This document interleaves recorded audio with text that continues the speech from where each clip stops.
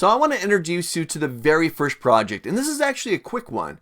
We're going to get familiar with working with the Excel macro recorder. And here's what we're going to do. So I've got an example file open. It's called Insert and Formatting Text. It's a file that you can grab and you can download and you can work along with me. So make sure you do grab that.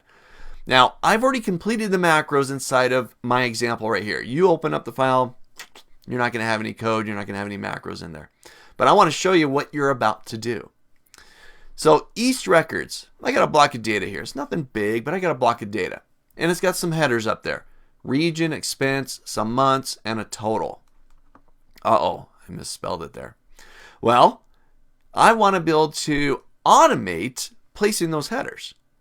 Because perhaps every week I get new data in.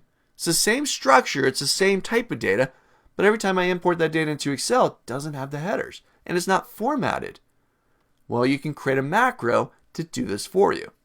Take a look. If I run over to the run macro, and I've already created this, I assigned the macro that adds the headers and formats them to a shortcut key.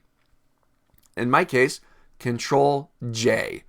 I press Control J and I'm done. It's added all the headers and it's formatted them for me. Or maybe perhaps even better yet, if I go to Run with Button, I've got a button now here. When I click the button, it performs the actions. One button press. And I've now automated my experience. And you're going to see just how quick this is. Just how efficient you can be and save time and money all by automating your experience inside of Excel with the Excel macro recorder.